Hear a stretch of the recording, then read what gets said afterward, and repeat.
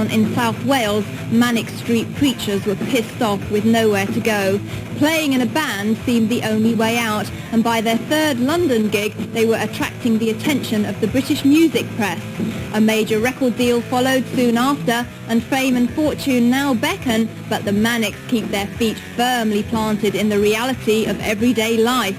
With musical influences ranging from The Clash to the Sex Pistols and Hanoi Rocks, the band have always found solace from their boredom and frustration in music and the lyrics of Axl Rose. A new rock band's like happen every 3 or 4 years basically.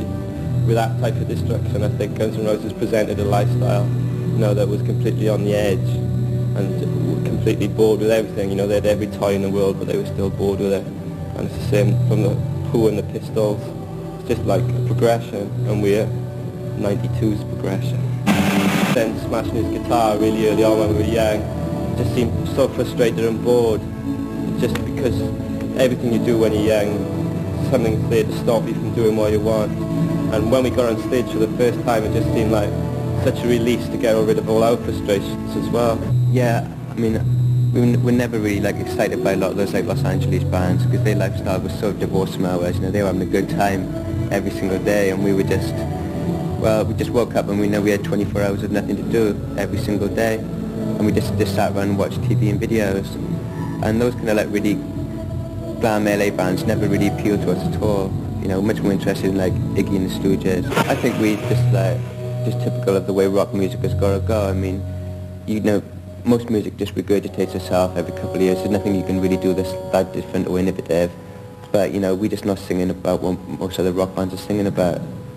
We haven't got any songs about relationships or stuff like we that. don't sing what indie bands sing about either. They're just the same, they just sing about vague things like flowers or going shopping and stuff like that.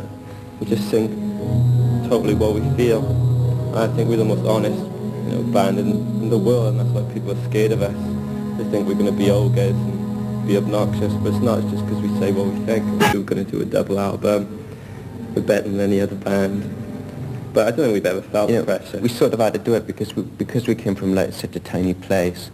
The only way we could ever really believe in ourselves was to be what seemed to most people quite arrogant. But if we just listened to ourselves, we'd only done shows to maybe 4 or 5 people. We'd have just given up straight away if we didn't really believe in ourselves. We just had to be that way at the start. And if people don't believe us, then it's just their fault at the end of the day. We can't make anything more convincing than our album. If they're not convinced by that, they never will be. I think people have realised that rock music never really died, still on the agenda. People still want to hear rock music. And I think as long as rock music has got a conscience and cares about something, that it deserves coverage sort of everywhere. No, we're really glad we're in Kerrang and the rock mags. It's like the enemy will turn their noses up at those papers and think, they're read by a dull population, and it's just not true.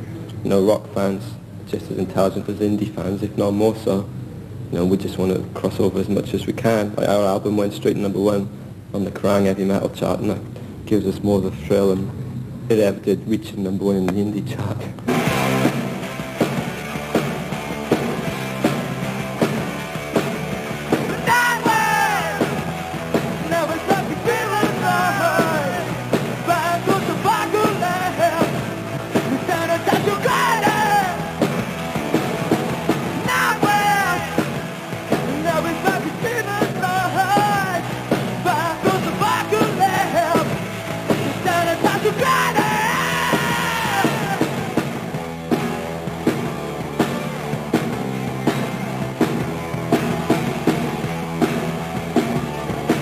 The good thing about our fans is that all they expect from us really is to make brilliant records and say brilliant things. Don't need to meet us as much as other sort of fans. It's not a real idolization, because I hope we don't inspire that. They don't expect us to, have a drink with them in the pub again, because we're too shy. We just like staying indoors. After finally fans have realised that we are really shy, it's hard enough to talk to. We never met anybody for about 18 years. I'm not used to meeting people.